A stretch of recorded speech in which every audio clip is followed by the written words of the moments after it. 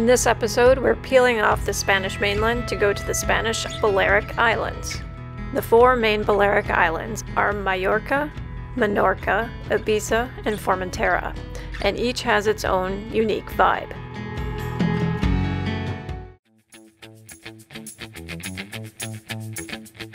We enjoyed our time in Cartagena so much that we stayed longer just waiting for the winds to shift more favorably for a sail over to the islands, but the easterly wind persisted, so we headed off to sail upwind to the islands.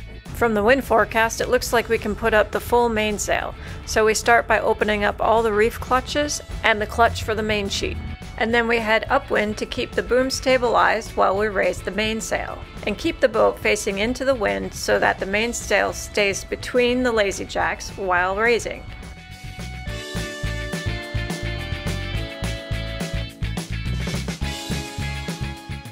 After the mainsail is up, we adjust our position back on course and then adjust the main sheet for optimal speed and stability given the wind direction relative to our course. After the mainsail is up, we then deploy the foresail of choice. We have 10 knots of wind, we're doing 4.4 knots. We've got a full main up and a full jamaica up. So we're kind of loaded up with sail here.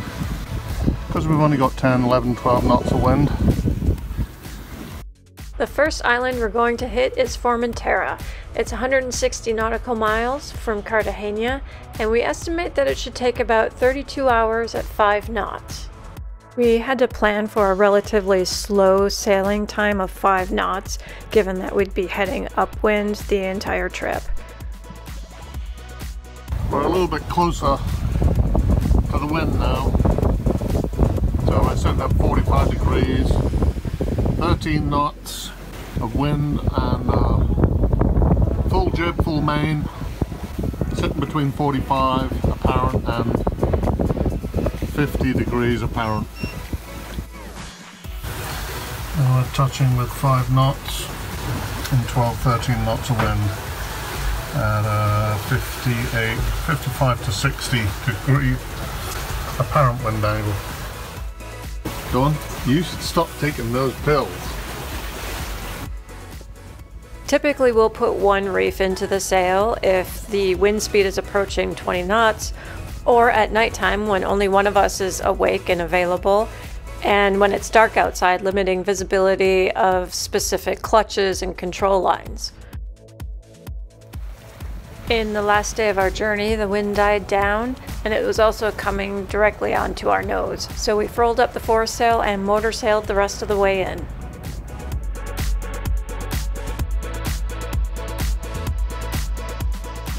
As we approached the bay where we were going to moor, it was time to pull the mainsail down. We started by making preparations like furling in the jib so it's not in the way, and remembering to unlock at the boom brake if it was set. We then turn on the engine and head upwind, and then release the halyard. If it's calm, then Peter will go ahead and tidy up the mainsail into the lazy bag. One of the things we love about this boat is the accessibility to the boom, but I'm still a bit too short to tidy up the bag, so that's left up to Peter. Reserving a buoy in the Balearic Islands is really easy. They have a dedicated website that's easy to use, and once you've registered your boat, you can go ahead and reserve at any site. And once you arrive, you'll find a representative in a rib zooming around that will help you out. We're in Formentera and we're just dinghying across to the marina. And this is the little inlet into an inner bay where we're hoping we can find a spot to stick the dinghy and go for a walkabout. In these waters, there is a protected seagrass called Posidonia oceanica, or Neptune grass. This specific seagrass is found only in the Mediterranean Sea, and it forms large underwater meadows that are an important part of the ecosystem, because this seagrass can absorb up to 15 times more carbon dioxide than a similar sized piece of the Amazon rainforest. However, the meadows are being threatened by rising temperatures, pollution, and anchors. Fortunately, 55,000 hectares of the seagrass in this area has been designated a UNESCO World Heritage Site, so you could be fined if anchored in the grass or harming the seagrass in any way. Formentera, with a population of about 12,000 people, is the smallest island of the Balearic Islands. Formentera is also somewhat isolated in that it doesn't have an airport, so the only way to get there is by water. There's a fast ferry that can get you there in 30 minutes from Ibiza. There's Ibiza over there. There's Dawn. And Chloe is moored over there. Somewhere. The Formentera Marina, fueling dock. Little ferry.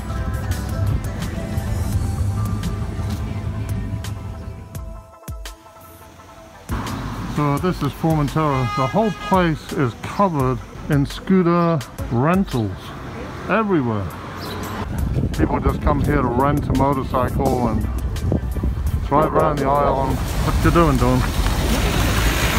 Getting ready to go on a scooter ride. You gonna put your mask on? No, not for the scooter ride. Oh. As most of the island is flat and there are no stoplights on the island, the primary mode of transportation for tourists is bicycles and scooters. At 12 miles long, it's easy to explore all the corners of the island. The Greeks named the collective islands of Ibiza and Formentera for its pine trees, and the Romans named the island Formentera, derived from the wheat that they grew there. Since the 1960s, Formentera has been a popular destination for hippies, pristine white beaches, and nude sunbathing. Many musical artists stayed here for inspiration while composing their songs, including Pink Floyd, Joni Mitchell, and Bob Dylan. Most of the island is flat, but La Mola, at several hundred feet above the sea, offers some good cliffside views to the open Mediterranean Sea to the east. This is the easternmost point of Formentera Island. We just arrived here by scooter. If I wanted to get rid of you, this would be a good spot. It would be, but I had a good view on the way down. You would. It would be like blue, blue, blue, blue, blue, blue, brown, blue.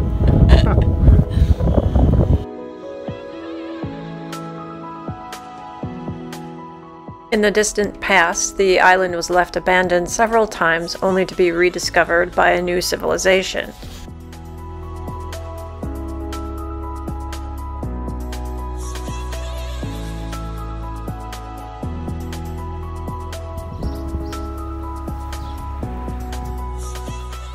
Up until the 1980s, salt was its main product. However, tourism is primarily its largest main source of income today.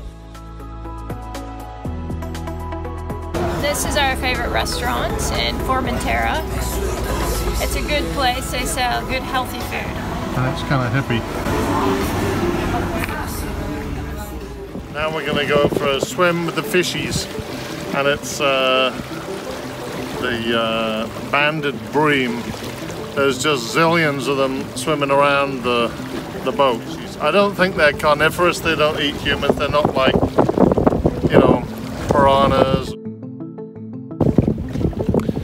So we took the electric outboard over there, and it took no power whatsoever. Started first time, absolutely 100% reliable. I don't know why anyone messes around with gasoline engines anymore. And that's after about a year sitting. Yeah, it's a year of doing nothing. We're thinking about the sailing arch on the Garcia. So what we have is a clutch on each side with an independent 2-to-1 purchase lift for each end of the dinghy. Clutch here. And the whole system works extremely well. We've added a couple of ropes, just handholds like this, and a monkey's fist, because Dawn likes monkey's fists. And the thing is really good. When we're downwind like this, the dinghy will just float out there. We just give it some scope and it won't bash against the boat. It just moors itself. If we're worried about security, we would haul it up just under the arch and let it dangle there overnight. There's good lights under the arch. The light switch here, so you can jump in and out if you're inebriated at night.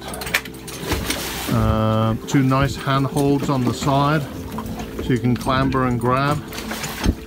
But when we're coming and the sea is rocky, if we're arriving, we just reach up and hold these. That's very useful, so we would advise to add these just out of braided 14mm rope that we've plaited into a nice little loop there. Swim ladder behaves perfectly, just the right height. So a very good system on the Garcia with the sailing arch.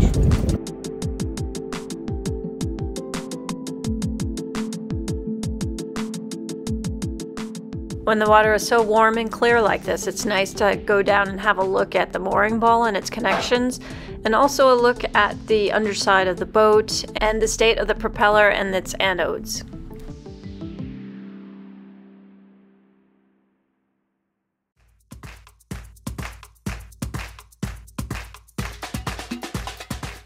This is the northwest corner of Formentera, very easy to dinghy in and out. Nice little buoy field and very nice manager, very helpful. Okay, we're coming into Espalmador, just north of Formentera, which is a small private island, and there's a nice anchorage in here south of it. A lot of naked people on Formentera last night, and some very skimpy bikinis that might as well have been naked. Sorry, but we didn't include that video footage. There's some Ibiza babies. They're all bouncing around dancing. We love the way that Spanish people just dance all the time. They just crack out the music and start boogieing.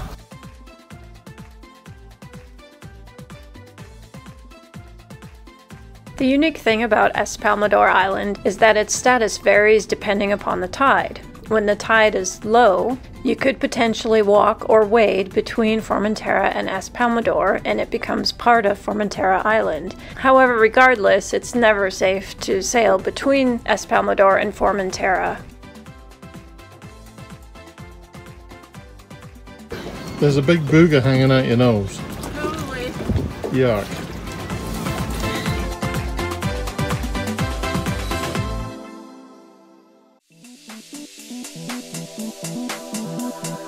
Continuing eastward, the weather looks good enough to moor again for the next couple nights, so we're going to stop off in the northeast part of the island of Ibiza at Cala de Sant Vicent, which is a great jumping off point to the island of Mallorca.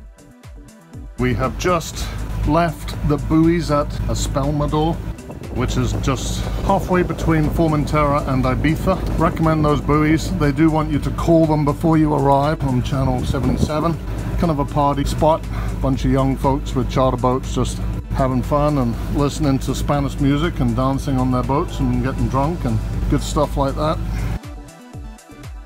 We'll head up the coast of Ibiza. We're going to head up and find some quiet anchorage on the northwest coast and spend a few days up there. Only about 10 knots of wind today, not much. We've got a big ferry coming at us at 30 miles an hour. Here's the local traffic coming straight at us. These ferries do 30 knots, so we'll see quite a bit of spray and wake coming out the back of this bad boy. They're very regular, just shuttling around between the islands over to Alicante. Zoom! Look at all of that water. Yeah, we've got a big tidal wave coming at us now. There he is. Dangerous. 5-meter draft. He's doing 22 knots. He's hauling ass. Chuchin, as Kevin would say. 155 meters of solid passengers. CPA 0.38.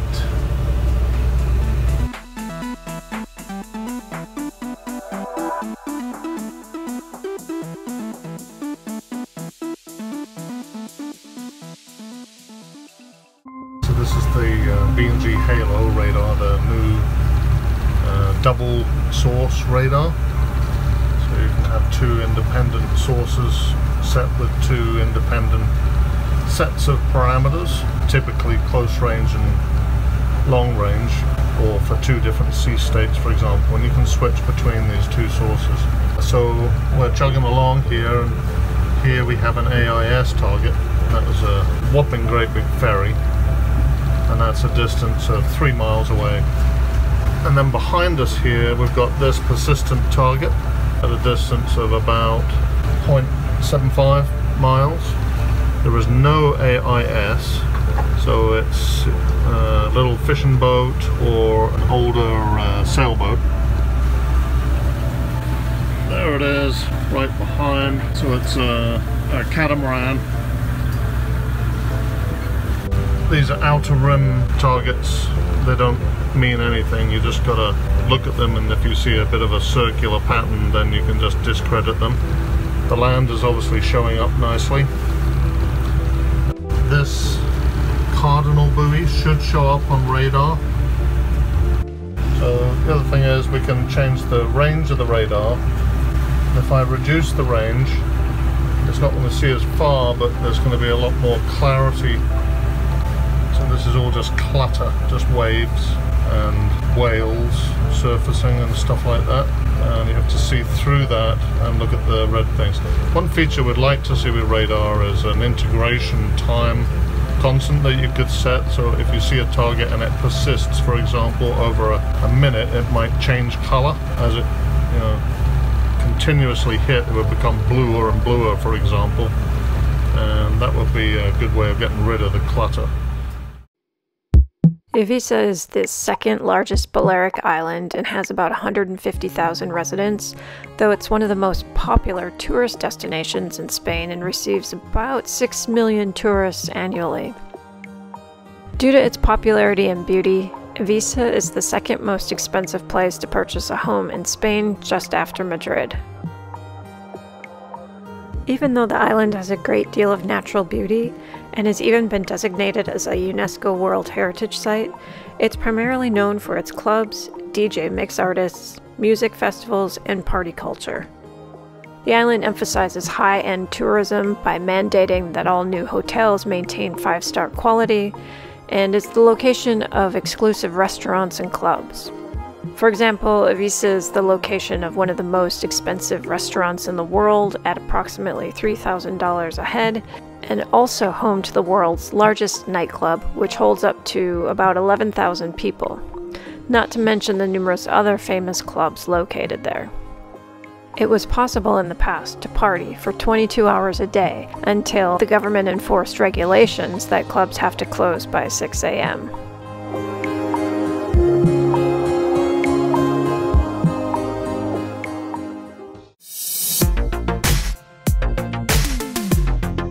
We are anchored up now in a little bay just ahead of the swimming area.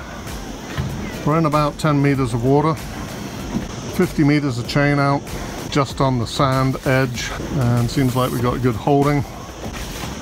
We don't have a very long snubber. That's one issue we've got to sort out. We want to put a longer snubber on. We've only got a 5-meter snubber that came with the boat, 1/2-inch 3-ply nylon, and a claw anchor.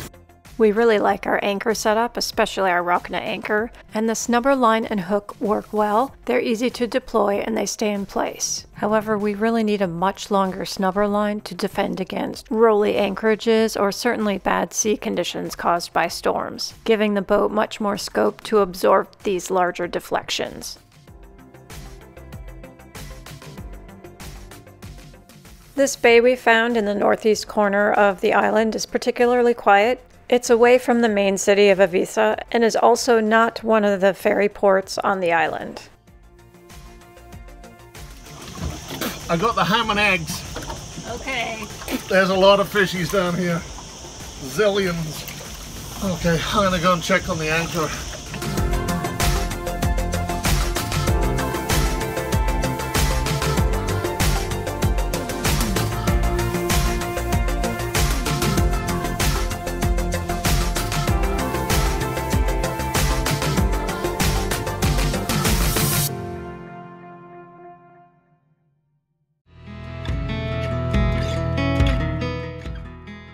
Our stay on Ibiza Island is pretty short, but we have to keep moving east through the Balearic Islands before our EU visa runs out. In the next episode, we're going to keep traveling east to the island of Mallorca and have the boat taken out of the water for routine annual maintenance.